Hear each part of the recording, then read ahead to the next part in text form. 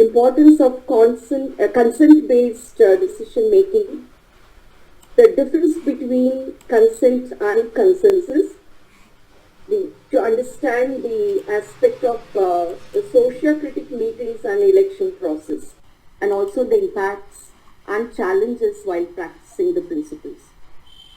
And also the best example right now we have right in front of us is the children of the world.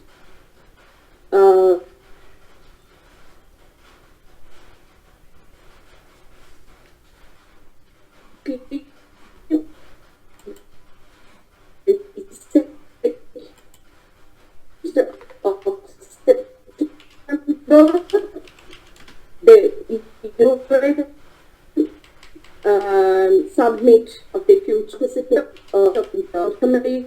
programs.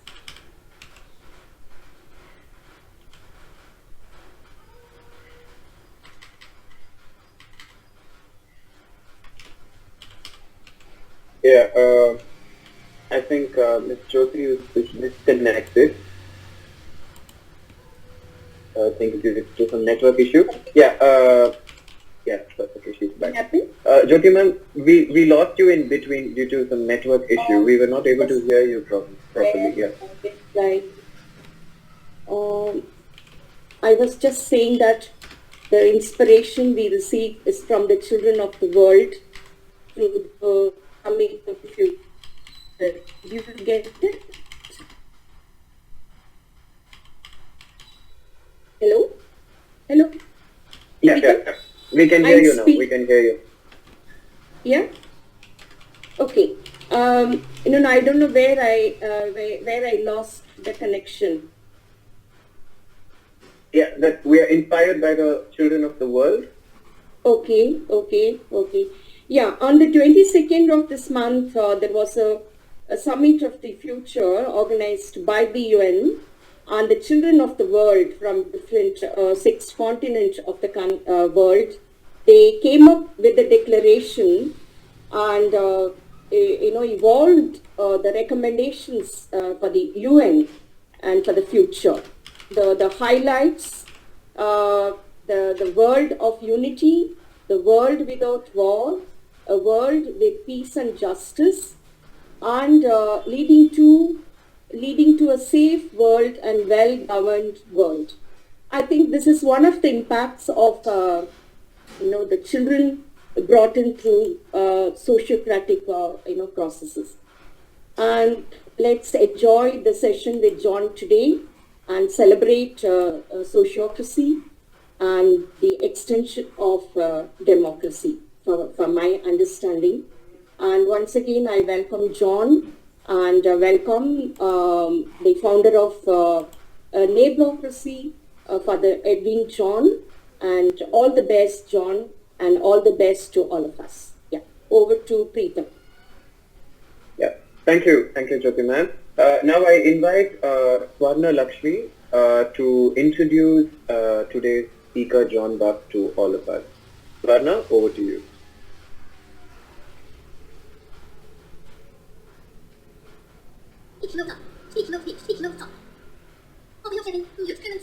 Hope I'm audible. Yeah. Yeah, thank you.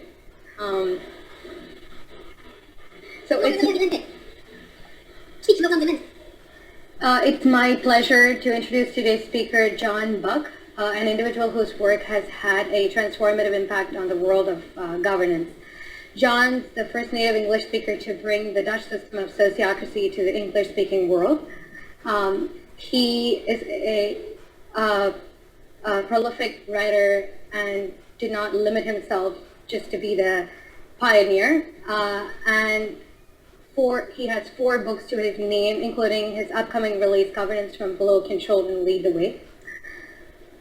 His writing extends beyond books to numerous academic and peer-reviewed journal articles on sociocracy, such as Creating the Conditions for Reflective Team Practices, where he explores how sociocracy supports transformative learning. One of John's most significant contributions is his book, We the People, Consented to a Deeper Democracy, which we are all aware of. It's a classic in the field of sociocracy governance. An interesting fact about this book: it was rated an astounding 12.3 on the Lectica measurement scale, which assesses scientific thinking and complexity. And Einstein's thinking stands at 14. This is an impressive achievement, and very few books. This is an impressive. Very few books. I could hear an echo. I don't know who turned. Yeah. No, we can hear you, Swarna. Go ahead. Great. This is an impressive achievement, as very few books scored higher than 11.3. And John has traveled extensively, and for example, between 2016 and 21, he has visited over 7 countries. He shared his expertise globally to many more countries, and he's the CEO of Governance Alive, and as well as a chairman of Governance from Below, a 501c3 charitable nonprofit organization. And he's also a TED speaker, having presented on sociocracy at the University of Maryland. John's passion for governance by children is truly inspiring, and thanks to his guidance, our children's parliaments began using sociocracy, helping children take a more active and effective role in decision making. He continues to support the World Children's Parliament as one of its key adult allies and was one of its original founders. Kindly please join me, everyone, in welcoming John Buck, and thank you so much, Preetham, for giving me this opportunity to introduce John. Yeah. Thank you, Swarna. John, over to you. Thank you. I'm going to be using some slides here, and let me actually go into screen share. And I just, in the chat, I just put the link to these slides so that if you have any trouble reading them, or just want to go along with them as I talk, that's fine. And you're free to share these slides anywhere you want. I have in my mind, three different parts to the session today. The first part being basics of sociocracy.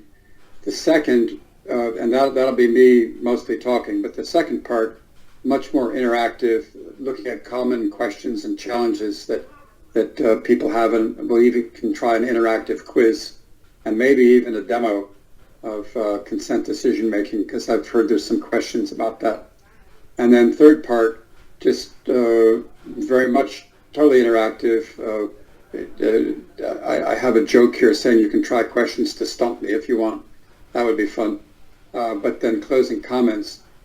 The way I'm presenting the first part, I haven't done before, and I continue to try to find ways to make clear what it is sociocracy is all about, and really kind of why it's a new way of doing things. And I would appreciate any feedback I could get from you on, gee, did that explanation work or not? The other things you see on this slide are just sort of some organizations I'm affiliated with, like the World Children's Parliament, the International Sociocracy Certification Board. We have, I think more than 30 certified sociocracy consultants around the world right now, but none yet from India. Swarnalakshmi is a certified facilitator, but I would love to get some people from India certified on that. We have meetings twice a year where these consultants from all over the world get together and talk, and we just had one. It was a lot of fun. So if you're interested in that, please let me know afterwards. And finally, I'm with Governance Alive, the kind of the primary base organization for me. I was saying when we were waiting to start that I have tried talking English with an Indian accent, only to have Swarnalakshmi go thumbs down, laughing at me. So I know that my accent may be sometimes difficult to understand, and I invite you to simply interrupt if I'm saying things that you don't understand, or I'm talking too fast like this, or whatever. So, because I'm aware that there's some bumps that can happen between the two dialects of English. The first exercise I would like to do, I can't do very well, although you might be able to lean in on your computer screen. It's about blind spots, and this is really an important part of the theme that I'll be talking about. If you want to open or use the slide down, the link down below, to try this, the instructions are to put your right hand over your right eye, and with your left eye, look at the plus. And as you kind of slowly go back and forth, maybe 35 centimeters away, depending upon how big your screen is, the dot on the left over here will disappear. And you will see just a whiteness where that it should have been. That's because your eye, where the neurons leave the back of your eye, is actually a blind spot. And your mind just fills it in. It says, oh, well, that must be a white piece of paper. We don't have data there. You can repeat this, and it's even more dramatic if you do right hand over right eye and look with your left eye at the orange dot. And you have to be patient with this, but if you get exactly the right spot, this blue line will appear to be continuous. Your mind will fill in the gap where it doesn't see, and you see a continuous line. And the point is that you need to know that you're continually filling in reality. There are lots of gaps in what you see in the world, but your mind is very certain, I want to have a complete picture, even if I have to invent half of reality. And that's very relevant for some of the things we're about to get to. If I had pieces of paper to hand to each of you, we could spend some time right now, because it takes a little bit of patience to actually get that blind spot over there and get that experience. So you can use this, if you print it out at times when you're teaching people, and it's kind of fun to see that you don't see, and when you don't see, that you fill in things. I'm going to move on from this now, though, because I don't want to take time to try to see if everybody can do it. Just know that it's a fun thing to do. And move to the first screen.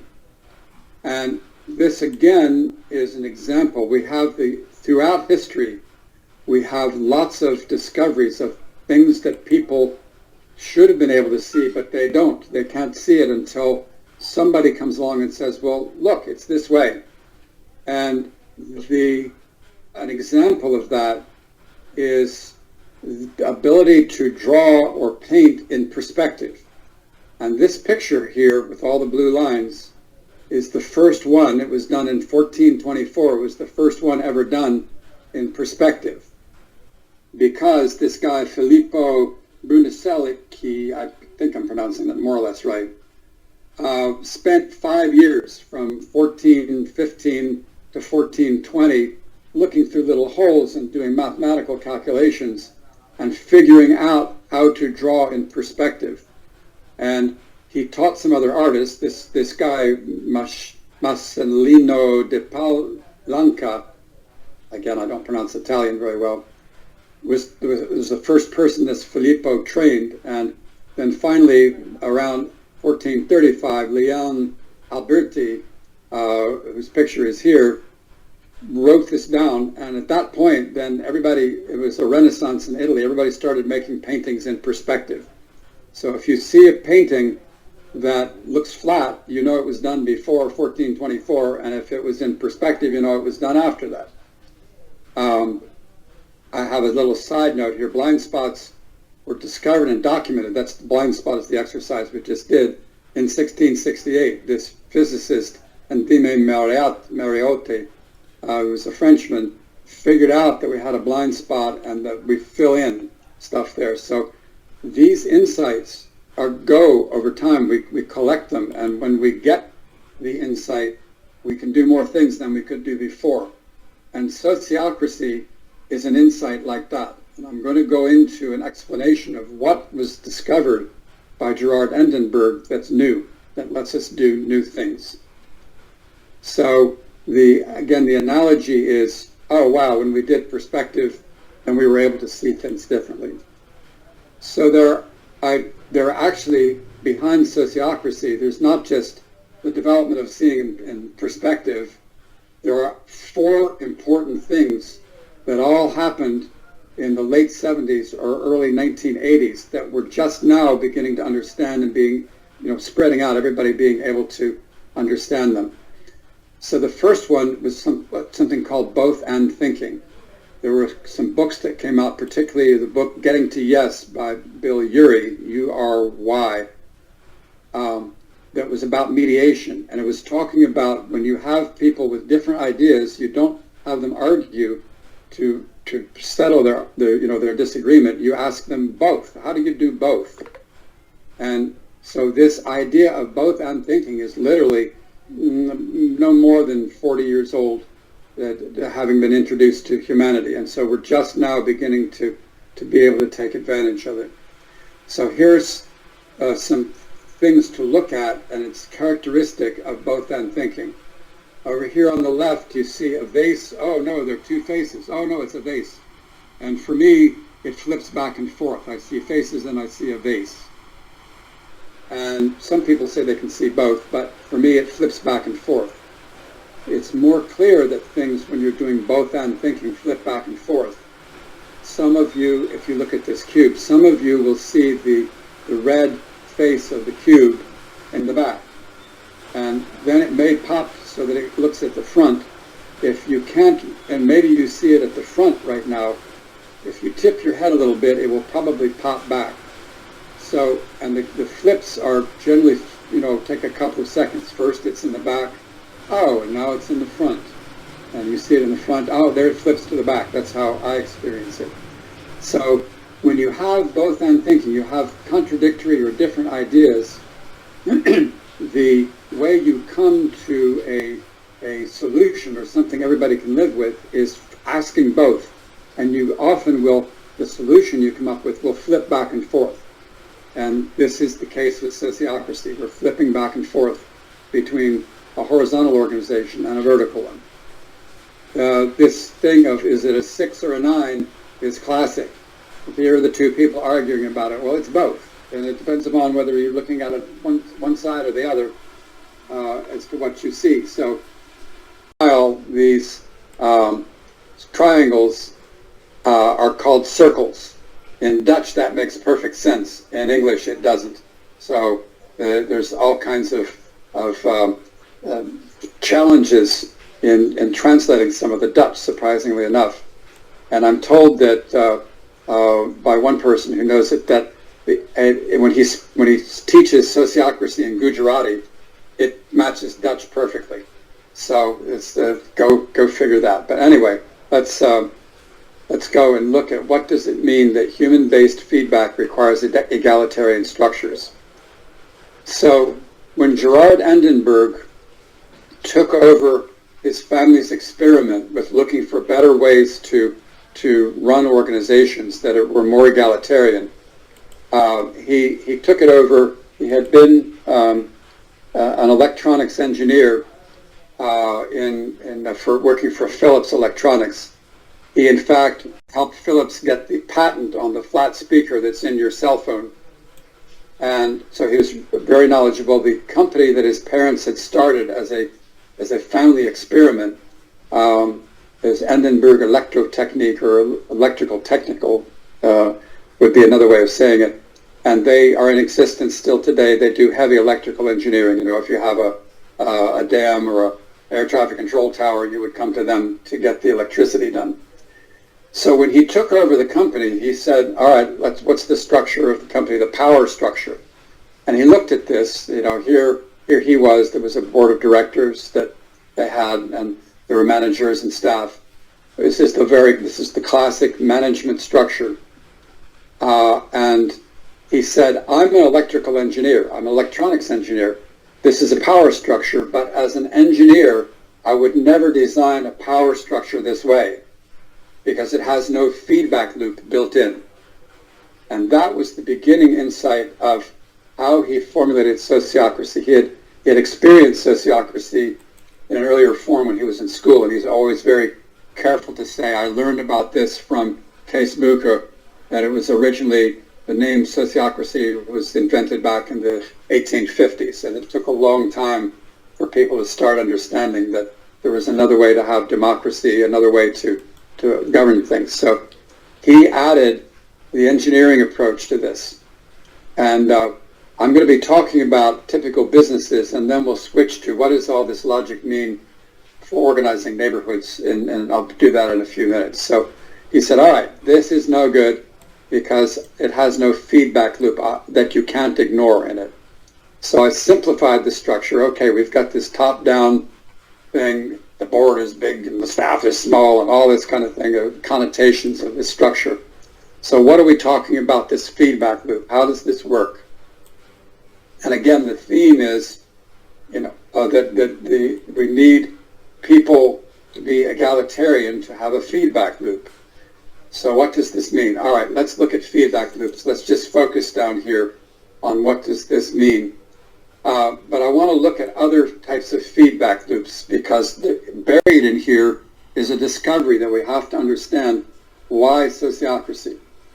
So over here on the right-hand side is a feedback loop. If you have a furnace in your house, this is India, so a lot of people may not have furnaces, but you may have air conditioners. In any case, if you turn on your air conditioner, then or your furnace, it starts working, and so this orders the furnace start sending out hot air. I'm going to use a furnace example here, or could be cool air if it was an air conditioner. But this on-off switch is the boss that says turn on. So the furnace starts generating a lot of hot air, and there's a third function. It's a thermostat, and the thermostat measures the temperature of the air and says it's getting too warm.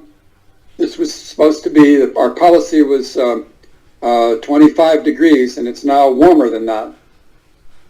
So it sends that information to the on-off switch, and the on-off switch has to listen to that thermostat. Oh, all right, we'll turn it off. Stop, and it orders the furnace, stop working. And the thermostat is saying, oh, the temperature is getting too low. Switch, turn on. So the switch says, all right, furnace, turn on. And these three components of this steering system, the next thing in the line has to listen to what's happening. So that's a feedback loop for a steering system. Let's look at another steering system. We have a driver in a car. So the driver says to the car, go to the right, or go faster, or whatever. And the car obeys. Hey, the car says, all right, I'll do that. I'll go faster, I'll stop, whatever you tell me to do. The car sends some information over here. It's gauges. I'm running low on electricity or gasoline, or the engine is overheating, or whatever. Whoops. And there's another feedback going here, and that's part of this driver. The driver has some body senses. The driver has eyes that can see. The driver has ears that can hear horns. So there's two kinds of thermostats here. There's the gauges from the car, reports from the car. He's hopping away. And there's also the driver's senses. So the driver is up here with feet and hands, telling ordering the car what to do. But the driver also has senses that are saying, all right, this is happening, and I need to pay attention to it. If the driver sees that they're about to hit a stone wall, you have to take action immediately, or you have a big crash and the system comes down. So there is this function of information that must be listened to. If you're running out of fuel, you have to listen to that, or the whole thing stops. So that function works, and you can steer a car well because all these things are operating, although the thermostat, the feedback part, is more complex. Now we get down here to this diagram.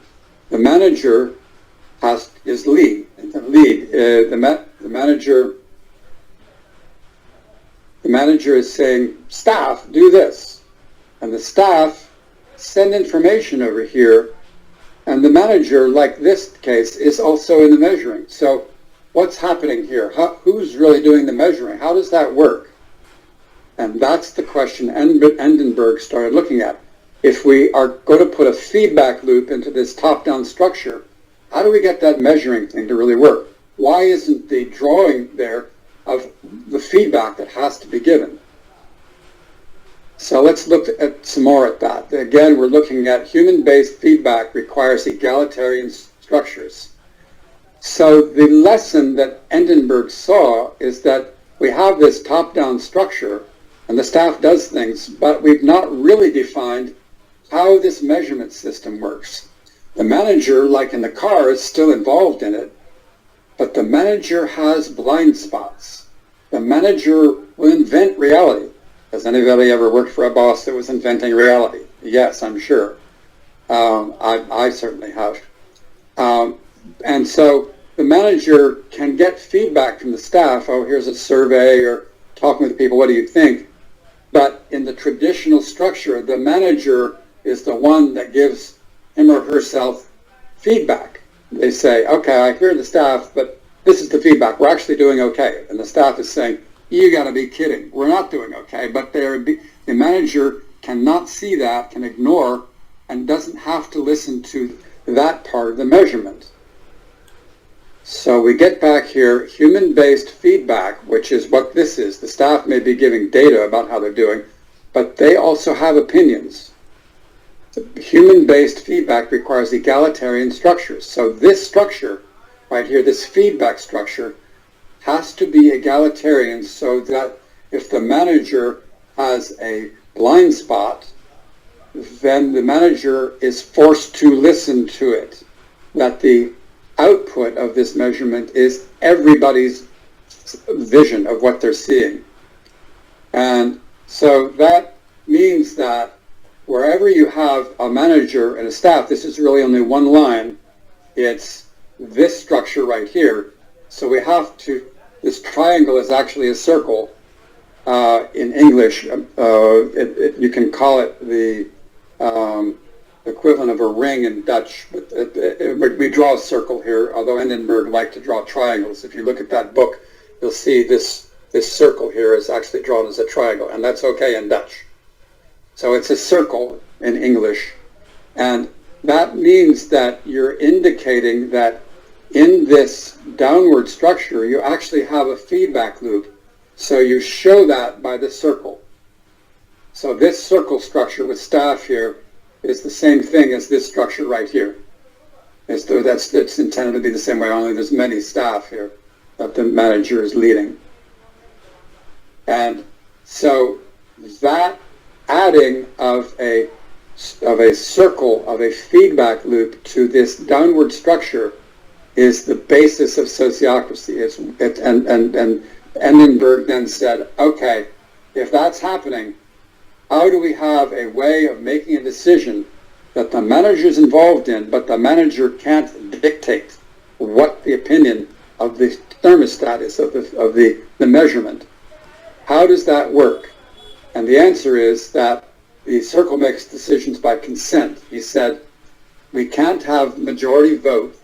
We can't have people trying to reach agreement because that takes forever. That's consensus. We've got to have something that's fluid and fast and that everybody can live with. Good enough for now, safe enough to try, that where we're looking at body reactions, not just logic. There's this way of making decisions that has to work for this thermostat because it has to be quick, has to be efficient, and it has to involve everybody. So that's why human-based feedback requires egalitarian structures. It has this thermostat function, this measurement function, has to be done egalitarian. Everybody's voice has to be there and not ignored if you're going to have an efficient thermostat. And you can say that one reason a lot of businesses have trouble is that they don't have a really good feedback mechanism. This is a blind spot. People didn't see it. It's an insight, like being able to draw in perspective. It's something new that we hadn't seen that lets us work better. And so let's get into consent decision making a little bit more. First of all, you need to put these circles. The whole structure needs to have what he called double linking.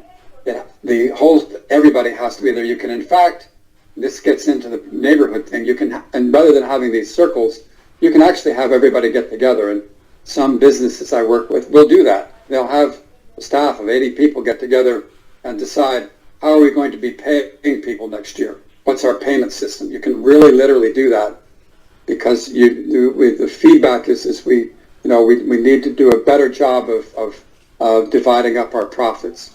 So you can make all kinds of decisions that can be one great big circle, but it's generally more efficient to break it down into each unit where there's a downward link, a command and control kind of link, which is what this is. And so you need the whole circle structure. That means that we're doing back and forth. We operate day to day with these boxes, but then we flip and we become egalitarian. And that's both and thinking. We have to have both a downward structure and a completely flat structure. And we do that by flipping back and forth. That's the both and thinking that was needed to be in place for Endenburg to really make this successful. Many of you may have seen this diagram before. This circle right here is linked to this red circle, which is often called the general circle, by two people. In other words, the manager and then somebody other than the manager, elected by the staff and the manager, is also a member of this circle up here. So that and this is each case, you have two people from here. So the red circle consists of 2, 4, 6, and the CEO, 7 people. Then all these people, whether it's a manager or a staff, elect one or could be more people to the board of directors. And the board of directors is linked to the outside world. The people who are on the board should be people who know about things that are over the horizon for everybody else. Financial experts, what's happening in the society, what's happening in technology. They're all very important views to have on the board so that this structure is not isolated and is connected to the outside. So that this structure then, again, is completely egalitarian. And you may have heard this story that I've told, and maybe not. I'm going to tell it again. When Endenburg put this structure into Endenburg Electrotechnique, this experimental company that he was now the head of, they went on fairly successfully. Okay, this is another way of drawing it. You can draw just the circle structure. In fact, I'll leave it this way because it may be more clear. It went on for 3 or 4 years, and things seemed to be working okay, but he didn't really have any proof that it could do things that he couldn't have done just otherwise, until the company ran into a financial crisis. They had a quarter of their business that was doing people on board ships doing heavy electrical wiring, big ships, big electrical cabinets, and so forth. And at that point in time, the Japanese shipping industry had figured out how to build ships much much less expensively than the Dutch. And so some of the Dutch the companies where the company was working went out of business suddenly. And so suddenly they had a quarter of their staff, electrical engineers, experienced electrical engineers, that had no job. They couldn't pay them from income that they were making.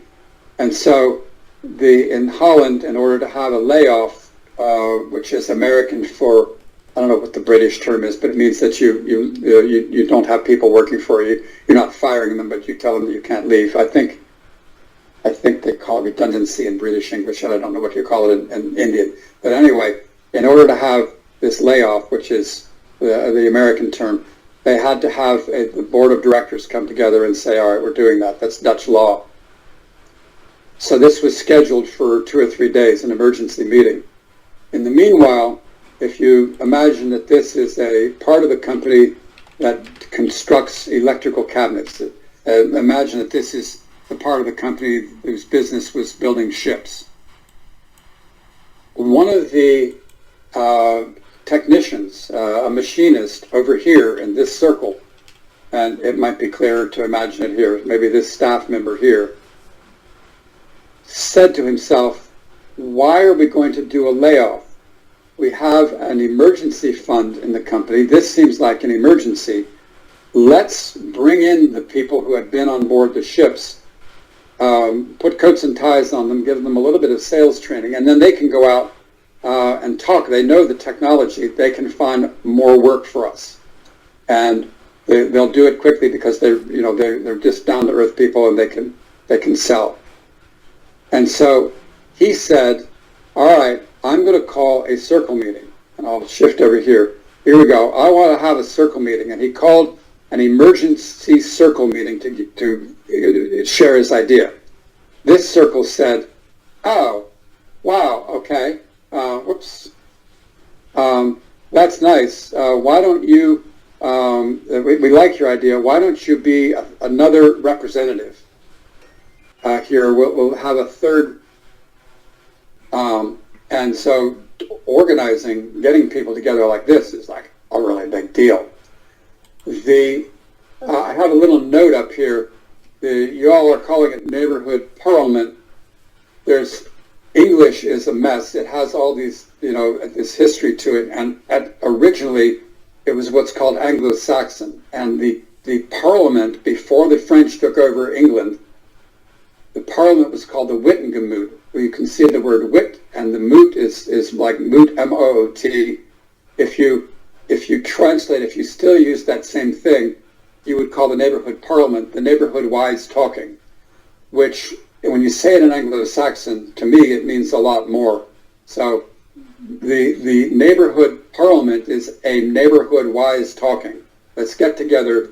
Let's have a structured measurement of the neighborhood. What's happening? What can we do better?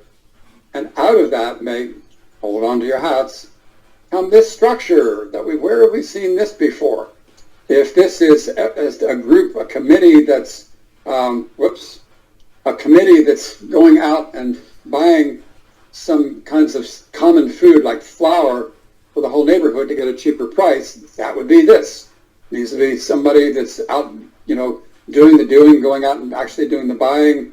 They may have a circle meeting and say, hey, you take this role and you kind of check on us, so that there's some kind of leadership structure, a command structure. And this could be taking care of the children after school. Can we organize this? Okay, we'll have 2 houses do this, and maybe you're this person and this person, but whatever, but there's a structure. So suddenly this can start a structure like this. Where have we seen this? You need this top-down structure. I turn it on its side so it doesn't seem so formidable.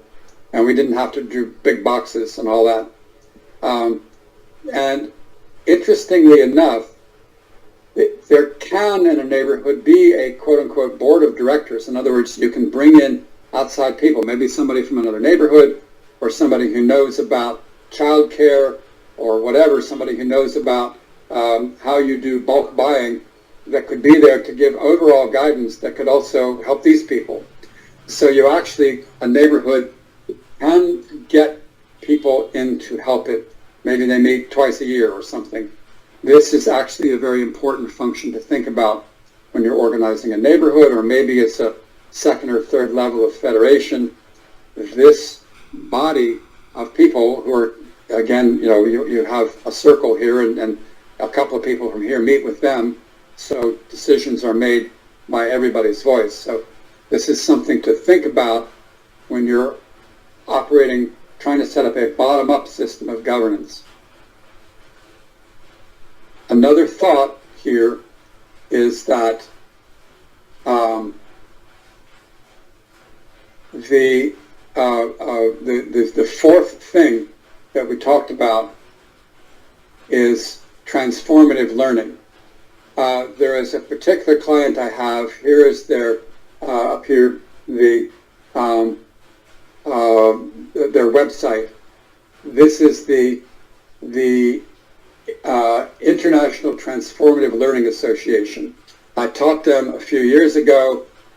Because this fits with what they're doing, they have a long description of sociocracy in their website. They even go into the circles, the links, consent. We haven't talked about elections today, elections by consent, which is the fourth principle Hindenburg came up with. So transformative learning happens when you have a framework of how you're looking at things, and suddenly you see something and your framework shifts. That doesn't happen as often as learning like, okay, this is how we do 2 + 2, but it's a new kind of learning, and again, it emerged in the late 1970s by somebody named Jack Mesereau. And so this fits bang in with them, and transformative learning is what happens when you have a really good circle meeting. The boss, among other things, may see things differently. So sociocracy is a structure that induces transformative learning. The example of the person who had been in the engineer who had the idea of not having a layoff, that was a transformative learning moment. It's like, oh, we didn't even see that. So now they have a new framework to make decisions. The ITLA's definition of sociocracy is a system of governance that seeks to achieve solutions that create harmonious social environments as well as productive organizations. They explored sociocracy as a governance model, tried some circles. They have a circle structure over here, initiated 3 circles, the mission circle, leadership circle, and the conference circle. And over time, it's evolved into this. So that's typical of when I bring in sociocracy to an organization. They experiment a little bit, and they get into it a little bit more, and then they, like this organization, says, all right, this is how we work. Note that they say over time, circles have formed and dissolved in response to evolving aims and needs. And that's an important thing about any organization using sociocracy, is it's fluid, it changes. So those are the 4 new developments that have happened that makes this discovery of Hindenburg's, like the human feedback requires egalitarian structures. All these are necessary ideas that make sociocracy works. They're all boom, boom, boom insights that all need to work together. And actually there's a 5th one. The Hindenburg and Father Edwin came up with the idea of federating upwards at the same time. Hindenburg had more trouble with that, tried a few experiments, couldn't make them work because of the political opposition. Edwin has done a much better, more effective job, and Edwin came up with these 5 principles that Hindenburg did not. So the 2 of them fused together.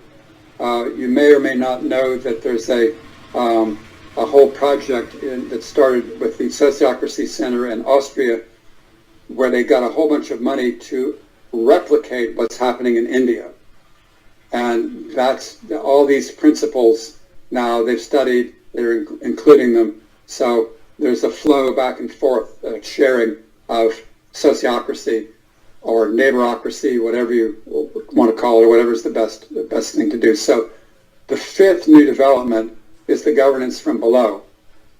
I have the 1940s to 1980s listed here because I credit Gandhi with the original insight that we have to have governance from below.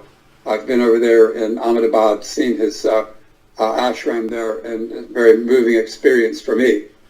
And it's taken this long for Hindenburg and Edwin to build on that and come up with something that's really doable. And of course, I love this picture of the children here who are really operating at a second level in the Upward Federation. So that's the 5th new development that is involved in sociocracy.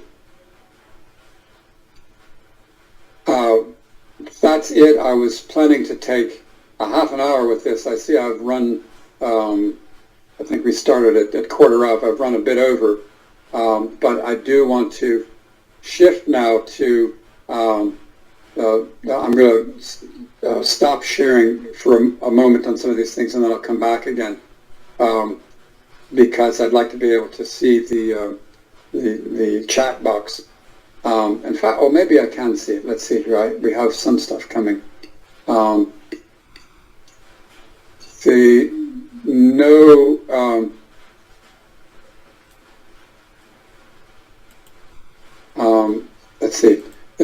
No questions at this point. So what I'd like to do at this point is ask you.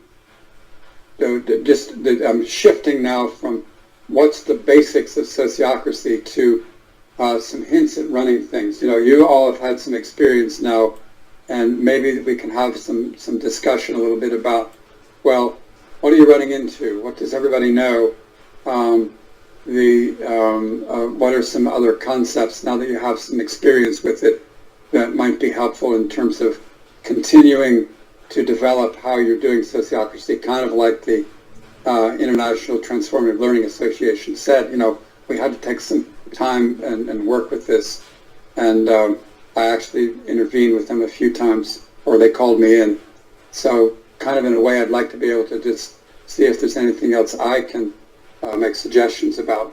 So I'd like to do that by being much more interactive and do a quiz. And the first quiz is, what are the 4 key roles in a circle meeting? And so please enter what you think they are. Maybe you can put in one role, like, a facilitator.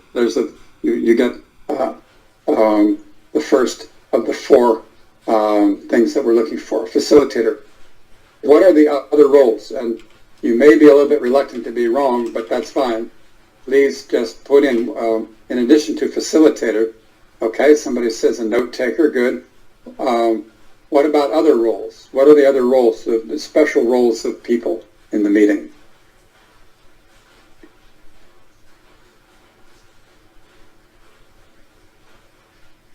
When you have a circle meeting, the leader, the manager, good. What's the 4th role?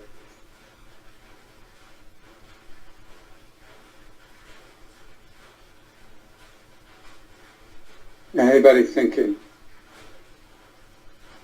Okay, good. We have no immediate answers on that right now. The 4th role,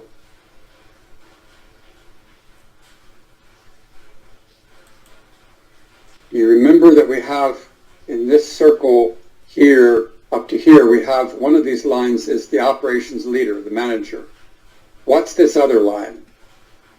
That's your hint on this answer. We have the operations leader. What's this person right here?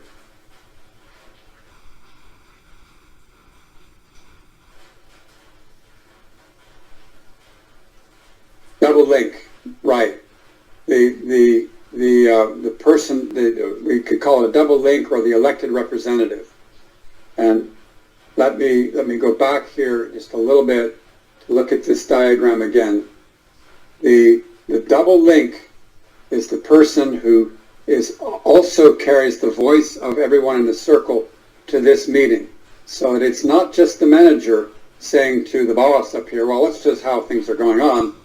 This person right here can also say how things are, what's happening.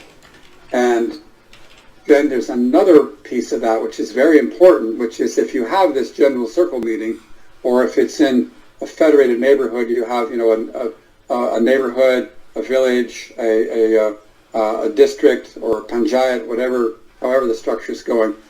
The person who's up in these more abstract meetings needs, whenever you have a circle meeting, to say, this is the decisions were made. We're having this blue circle meeting. The red circle just made these decisions. And this one is probably controversial, but I consented to it because. And that is really important because it helps people say, when they are saying, why is management doing that? They have somebody to go to who's not the management to say, why did that happen? And it brings everybody together. It helps everybody be committed to the organization. It's a very important role. A quick story on this. When I one time had a company that was making springs and equipment, a third-level supplier for car companies. And they had just had a strike, and I got them to try out this structure.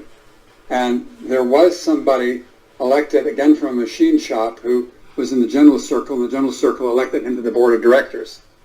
He sat in on the board of directors meeting. I was there, and the board was saying, should we try to market more or not? We were so busy that we were afraid to market and get more business in.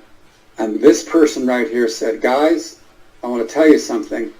We are pretending to be busy because we're afraid for our jobs. Bring in more business. We don't have enough business. We have much more capacity. And all these people and this person here were going, oh my goodness, really? Suddenly the truth came out. And that's a very important role for this person. So that's why that link is very important. It's the source of truth. So those are the 4 roles. And so the and if I'm just realizing that if I tried to fill in these answers right here, then I would not be able to be in screen sharing mode. It won't let me fill in things. So you can fill in the answers here: the facilitator, note taker, the operations leader, and the elected representative.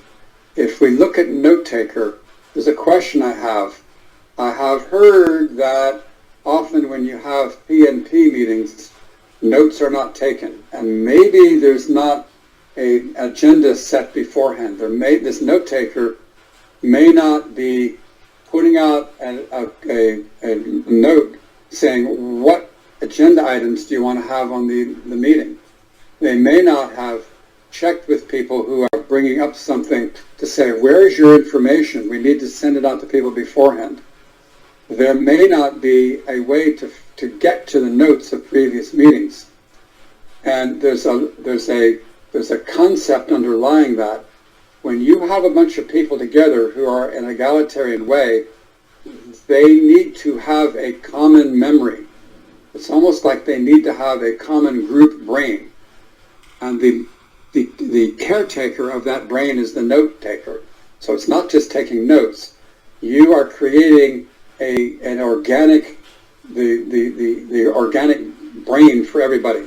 I love looking at octopuses because the octopus actually has independent brains in each leg, and then there's a group brain, the central brain.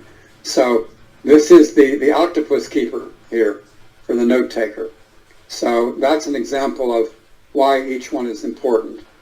And I'm noticing time, but that's just kind of a note. I'll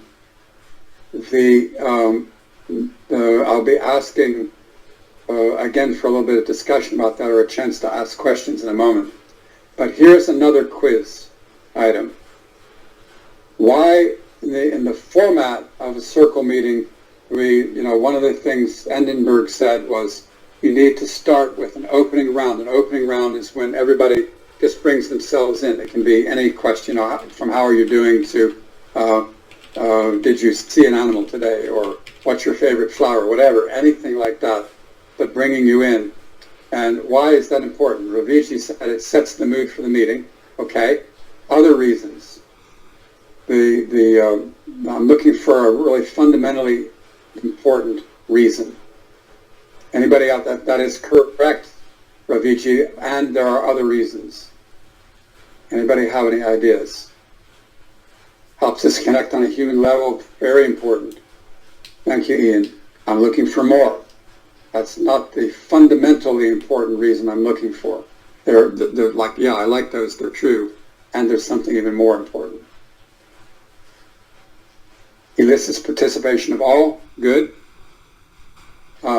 One more, okay, gives importance to each human. That's getting closer to what this is that I'm looking for, but it doesn't hit the power aspect. And so when we're back here, way back here, looking at this operation, we've said this has to be both the manager and the staff, and they have to make decisions together, and they give direction here. They'll say, manager, you need to follow these policies. Managers are consenting to that, which is important, and the manager is helping do the measurement. But this is the opinion that gives, it has power, and it gives direction to that manager. And what Endenberg said is the reason that a opening round is important is that it's a power ceremony. And a power ceremony is whenever it said, power likes to dress itself up. And so if you have real power, you have to dress it up. For example, you have the mayor of the city or the leader of the cities coming into a gathering in the city, and there's a band there. Here comes the mayor. Or if you go into court, the judge is there, probably with a robe, and in India I think they wear a wig, and somebody, a clerk says, all rise. In the U.S., all rise, everybody has to stand up. It's a little power ceremony, and there is real power in that judge. The judge, and the power likes to have a ceremony. It likes to dress itself up. So the opening round is a power ceremony. It says, we are in charge. We are the boss. And that's the power ceremony, and that's why it's so critically important that you honor that power. It's real power. It is going to give an order to the boss. And so you have to recognize that power. We, the people, are in charge. People includes the boss, but everybody is in charge. So it's an important aspect of power. Okay, I sort of already answered question 4, why it's important for people to prepare for meetings and take notes. If you're part of a group that is not doing that, why might this not be happening? Anybody have any analysis of this? Just, I'm looking for 1 or 2 comments. Why might you not be doing this? Why might the person, if you're taking notes, not be doing it, not preparing for meetings, not be doing it? Any insights?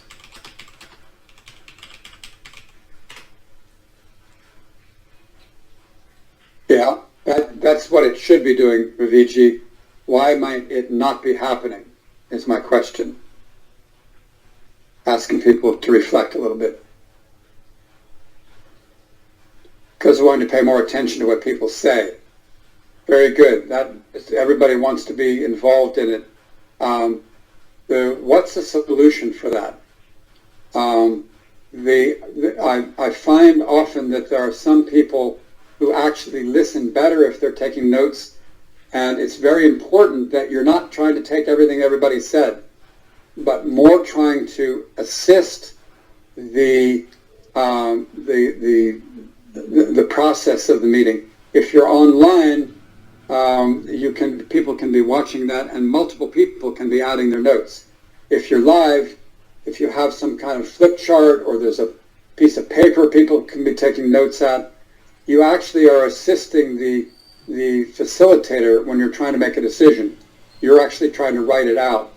So and there should be active participation by that note taker.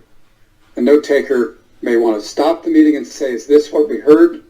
They should be included in the round, just like the facilitator, when you're doing a round, needs to say, okay, now it's to me. They take off the facilitator hat and they put on their participant hat to say something. The facilitator needs to be sure that the person taking notes is there, has a chance to take their note-taking hat off and actually say something. So electing somebody who can do that multitasking is very important. Some people are able to do it more easily than other people. Excuse me. Raviji said to listen to everybody's consent.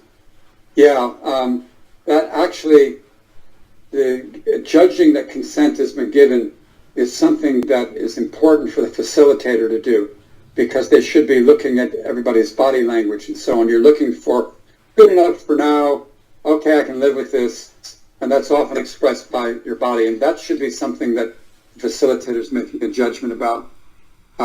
Coming up with the wording of a decision should be something that the note taker or the circle administrator can either take the initiative in or work closely with the facilitator. They can work as a team there.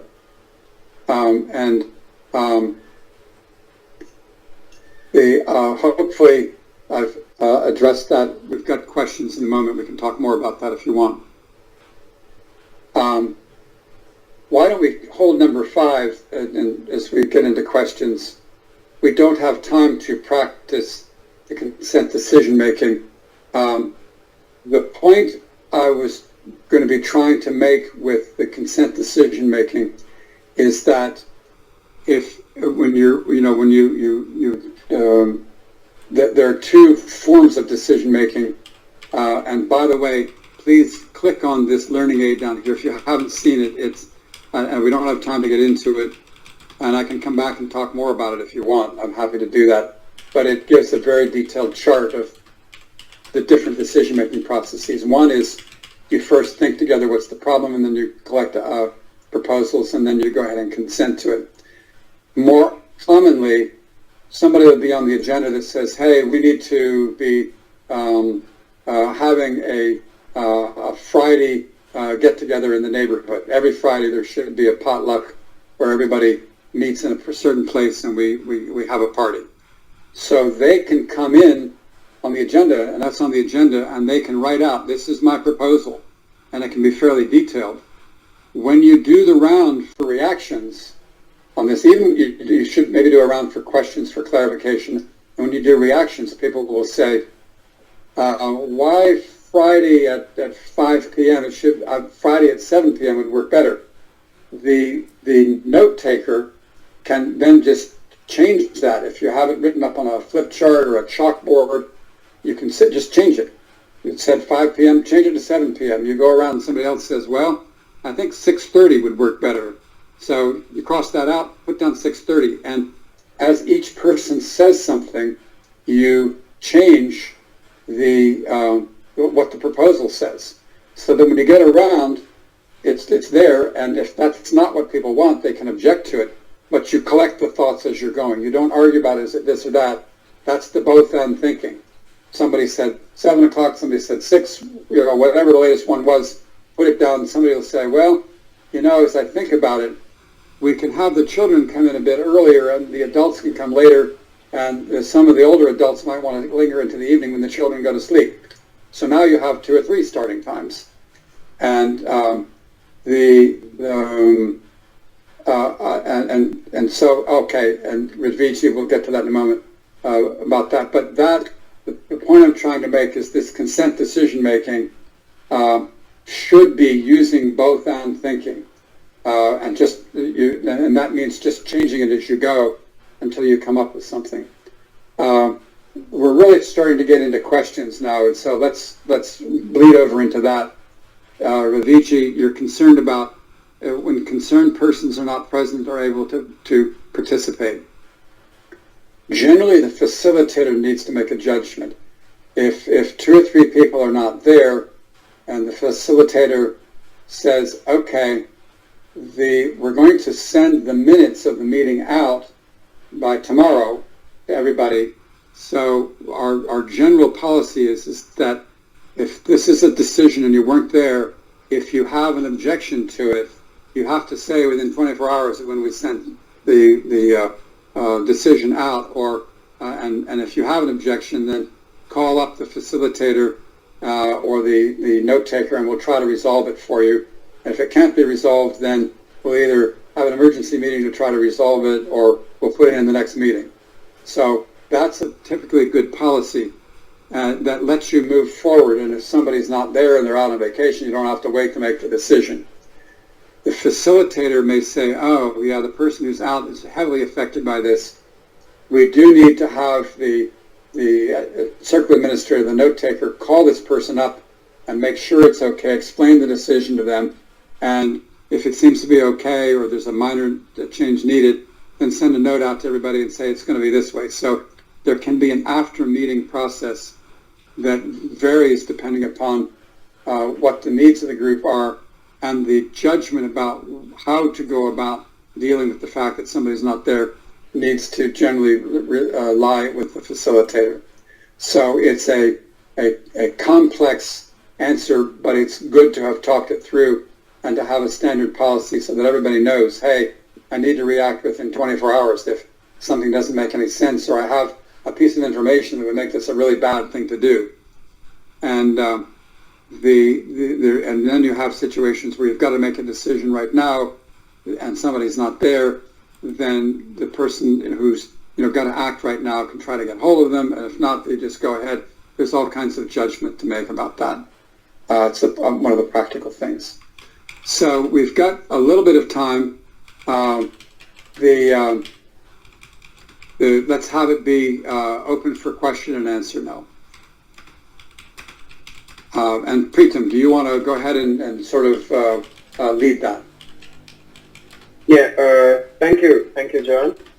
Yes, so I think people can now unmute themselves and can ask questions to John directly, or you can also put in your questions in the chat box and it will be taken up one by one. Great. I'll answer Raviji's question first. Again, if you look on the learning aid there, I'm not going to try to bring it up because I'm afraid of, I can't show it or whatever. But if you open that up, this link right here, you can just type it in this way, PNP summary. You'll see a chart, and in that chart, you'll see I think it's the orange column that recommends in a circle meeting, you should always, in the very first part of the meeting, accept the agenda. So if the facilitator says, okay, here's the agenda, we won't be able to get to George's item because we've run out of time, and we put it toward the end of the meeting, we'll try to get to it if there's time. And we also won't get to the other item. So that's why we put it fairly low down in the order in the agenda. And then the facilitator can ask informally, does anybody have any objection to the agenda as proposed? At that point, the person it looks like their item is not going to be addressed can say, I object. This issue really needs to be addressed right now because. And now we have a consent decision to make. There's, how do we do the both end thing? We have this urgent thing and we have this other urgent thing. Maybe we create a special team to go look at it. Yes? Yeah, I see Ian. Ian has raised his hand. Ian, over to you. Just a second. Raviji, did that answer the question? Sorry. Raviji, did I answer your question? Okay, yes, okay. Ian and then Swarna. Hey, John. Thank you. Sorry, thank you so much for the presentation. I've really enjoyed it. Learned a lot. I've seen it in similar ways before from you, but each time I learned a little bit different, a little bit that I didn't know before. And so one of those things was this question about the opening round and why it's so important. And you talked about it kind of being a chance. It's like it gives an order to the boss, I think is what the words that you used, like that opening round. It's kind of a power ceremony. And so I was wondering what that order it gives to the boss, and if we'll say that the boss for the particular meeting is the facilitator. I was wondering, is that order basically the feedback? So I'm thinking about the check-in round, if that's what your opening round is. You're asking everybody how they're doing. Does that give the feedback now you have to respond if everybody's No.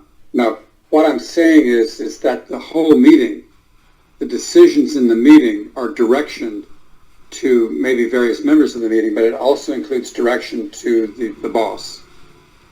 And for example, it might be that somebody says, the coordinating before we go out and dig in the garden. This is a group that does some local farming. Before we dig in the garden, before you tell us, boss, to dig over there, you need to coordinate with Susie, because she's an expert in how to dig in the garden. How you do it effectively. And so our policy needs to be that you have to coordinate with her before you tell us to dig in the garden, and work her opinions into the way you order us to do that. So that order, that policy, now becomes direction to the boss. It sets the overall policy. And so the meeting itself, the output of the meeting can be directions to the boss. So the power ceremony, it's just like when you start with the judge is going to make some decisions. Everybody stand up and honor the judge is the power ceremony, and the power, it gets expressed later in the process. So the meeting gives feedback and direction, policy to the boss that the boss needs to follow. And ideally, one typical thing is that the boss puts this proposed decision on the agenda that says, we had a situation come up last week and I had to handle it, and our policy is that if something needs to be done and we don't have a policy, I just do it. And this is why I did it. But I want some policy that helps me the next time I run into that. Right. And so everybody comes up with something, and now the boss has that direction. So that's an example of everybody's opinion together giving feedback to the boss. No, do it this way next time. Is that clear, Ian? I mean, I definitely get that in general in meetings, but I'm wondering how that relates to the opening round, like a check-in round or something. All right. When you have a gathering, like I'm going to continue to use the example of the court. You have a gathering of people, and they're going to make a decision. And they're going to make a decision that holds, that has power. There is power here. And you signal that to everybody by having this power ceremony. All rise. Judge wears a robe. In the circle meeting, everybody checking in says everybody is in charge to make the decisions we're about to make. Does that make sense? Not just the one person talking. It's taking the time for everybody to be an equal participant in that opening round, and that kind of sets the tone. So, yeah. Everybody has a voice that's honored. Yeah, I appreciate that. And it can be done very rapidly. You got 50 people for some reason. They just put it into the chat on Zoom, or they just they get together and have an opening round, and then that gets reported. There's all kinds of ways to not make it take too much time. Okay, that makes sense to me. Thank you. Yeah. Smart out. Thank you. Yeah.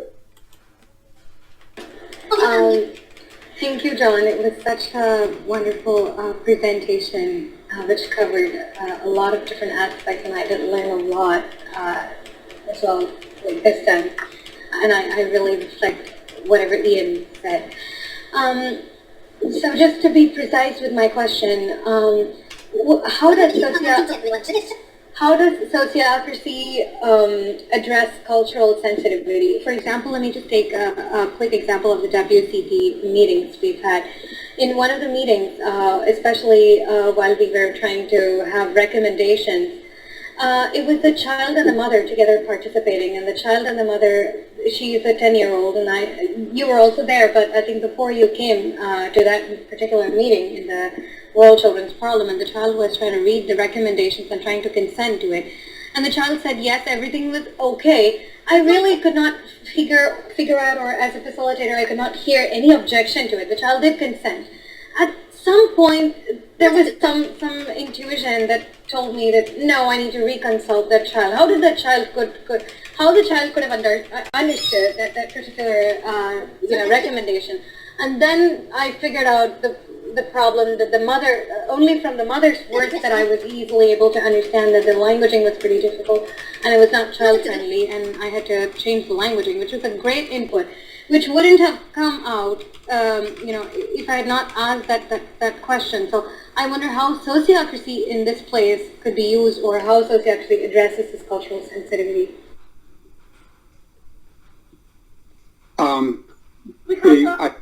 I think you sort of answered the question, is that you as a facilitator were able to adapt how it was operating in order to meet that particular context of a mother kind of sort of dominating the child, and you were able to work, you saw the problem, and as a facilitator you were able to work that out.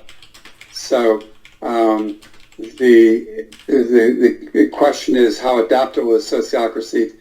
The more experience you get, the more able you are to do it. You're a certified facilitator right now. You've had a lot of training in that.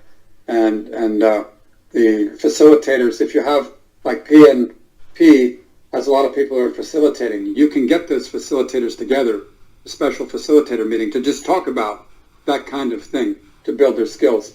You can actually get the note takers / circle administrators together to talk about how they're doing things and how can we coordinate our records together. Like maybe we have several circles, let's keep our records in one place, and so on. So does that answer your question well enough? It's related to Alice's question that I want to kind of get over to more, but did I answer that well enough, Swarna? Yes, thank you very much. So Alice, you're asking how adaptable is sociocracy to different cultural contexts?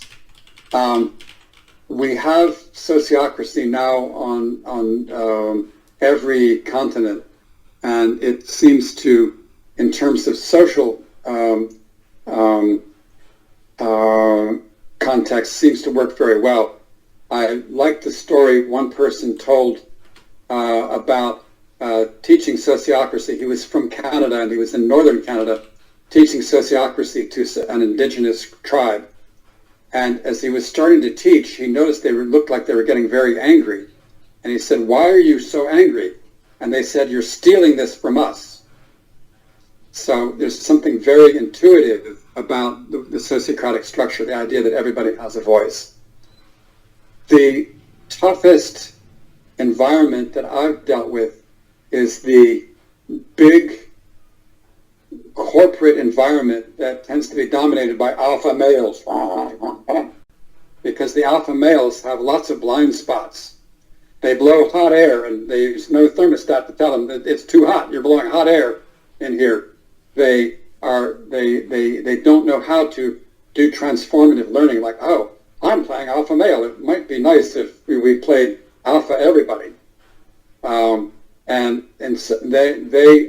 That's an area I'm focusing on right now, and I would appreciate any feedback now or afterwards about, did this new way of explaining, was it clear? Because I'm trying to find how to get through to the alpha males. I had an example of a bank where there was a mid-level manager who had brought me in, and I worked with her, and I said, okay, now we're going to have the first experiment be with this particular department.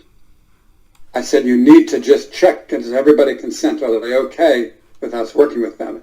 She came back and said, yes, they're happy to go.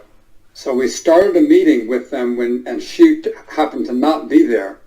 And they immediately said, we don't want to be part of this. We didn't give consent. And she had no idea that she couldn't see what they were actually feeling. So people in those high-level positions seem to be the toughest nut to crack with sociocracy. Thank you so much, sir. John? Yeah. John? Oh, we're about out of time. We're running out of time. So what I suggest is we have 3 more questions in the chat box, 2 from John and 1 from Raviji again. My suggestion is that, I will write these questions to you and we could respond to them through email, just like we did with Khan's session, because we're really running out of time.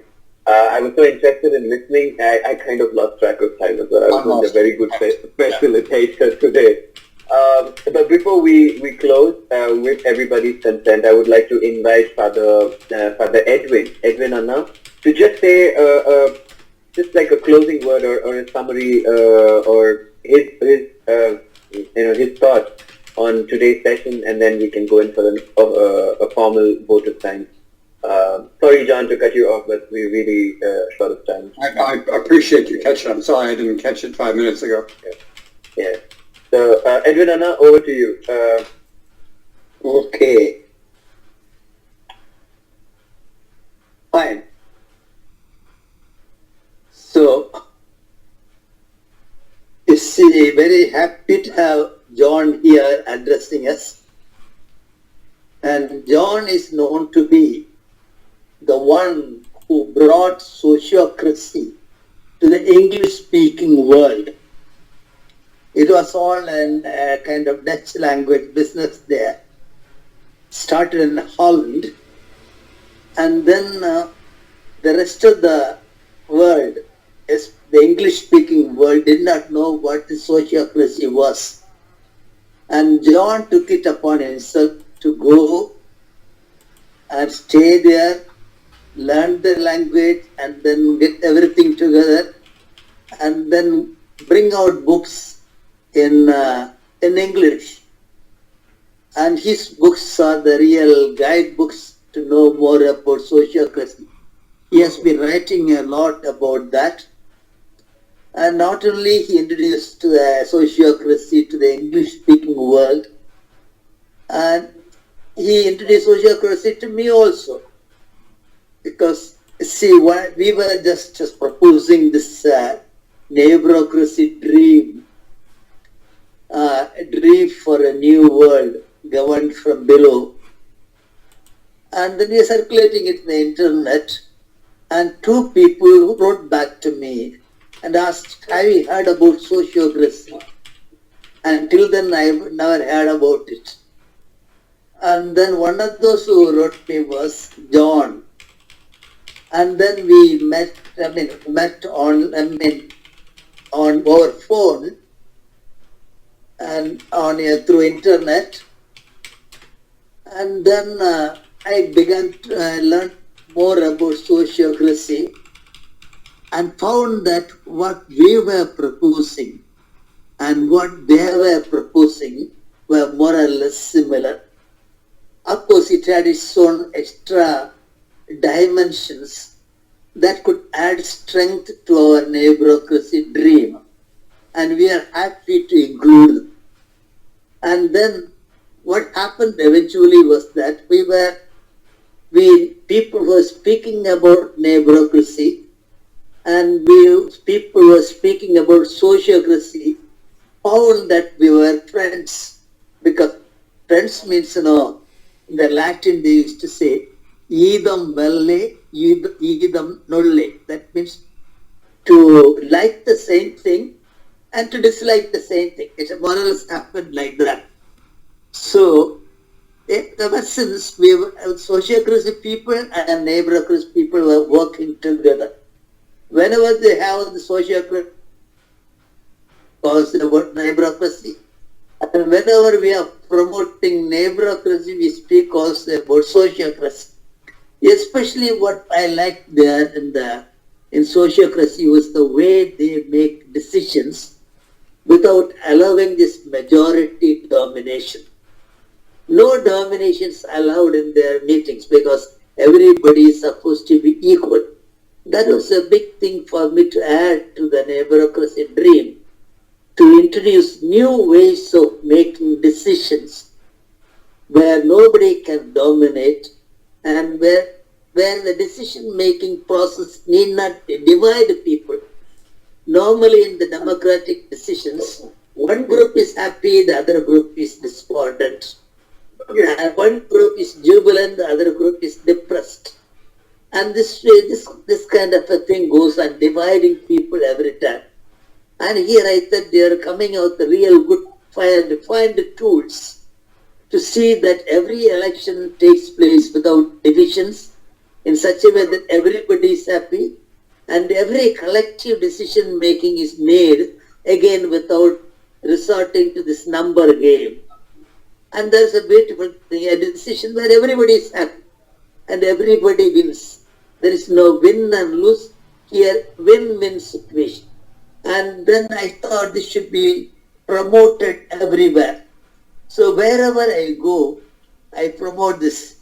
Now I am here in the church circles too. I am trying to bring that. Say this is a new way of decision making. Why don't you go for that? So that way, we progressive people and sociocracy people are going to march together, and that's happy thing, strengthening one another.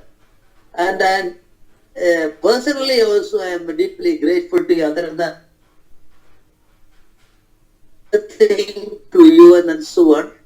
It was mainly because of the support solidly given by John Buck. So I deeply appreciate him as a person, as a friend, and also as a great contributor, a vision giver to the whole world. So, John, more strength to you. We wish you all the best on behalf of everybody here. Thank you. Great. Over. Thank you. Yeah, thank you. Thanks, Nana, for that wonderful word. Now, for the delay, I invite Mr. Arul Sahayam, the Prime Minister of PNPI, to formally thank the gathering. Arul sir, over to you.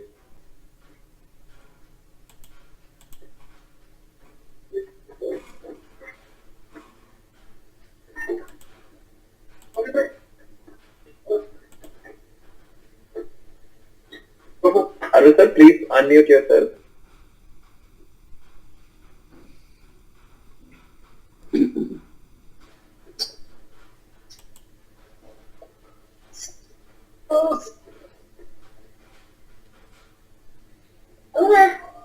Arul sir, please unmute yourself. You're muted, sir.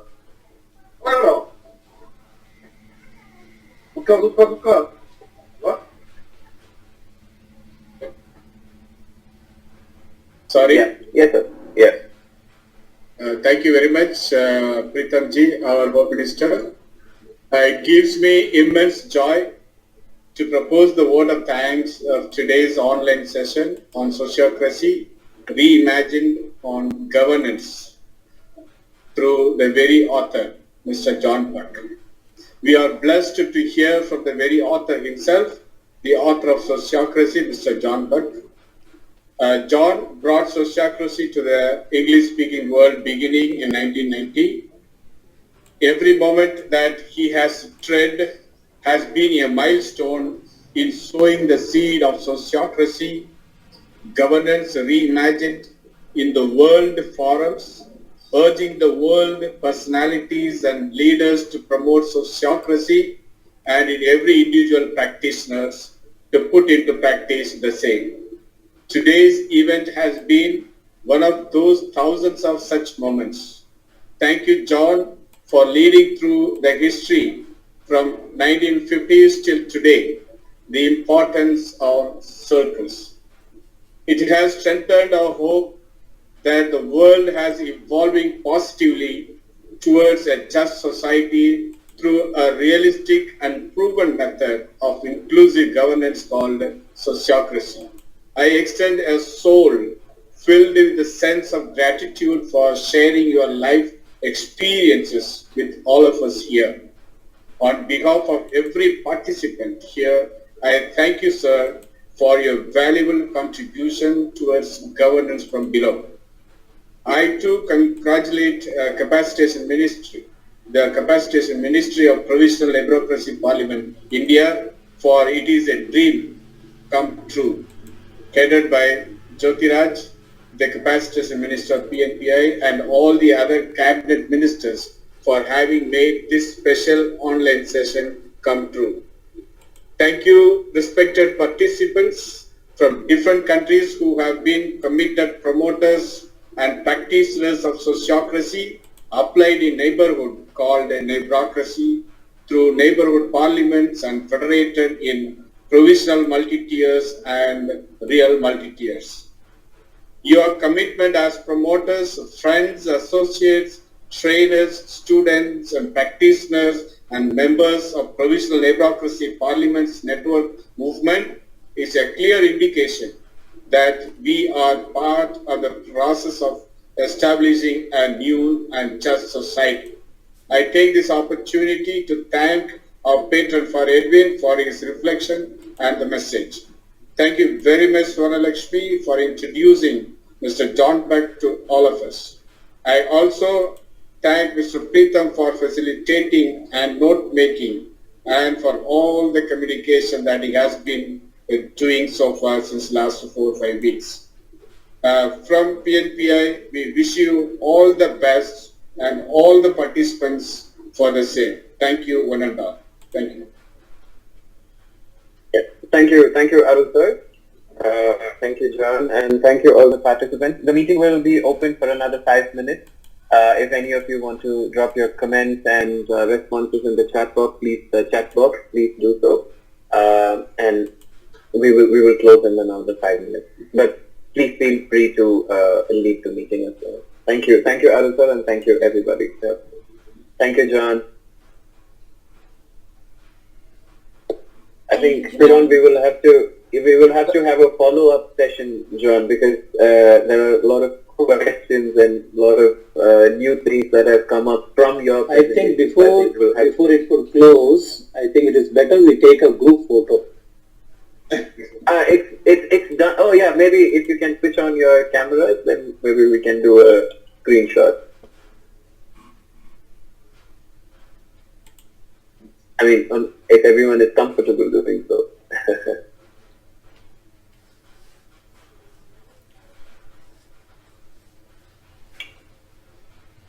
I would also suggest that after the meeting formally closes, use time, stay back for informal interactions. Or a chit chat. Chit chat, yeah. To get to know one another and so on. Yeah. Okay. Okay. There you go. Yeah. Nice to see everybody. Yeah. Done. The picture is taken. Thank you. Thank you. Yeah. Yeah, so John, we will be inviting you for more such sessions to enlighten us more on sociocracy for sure. Yeah.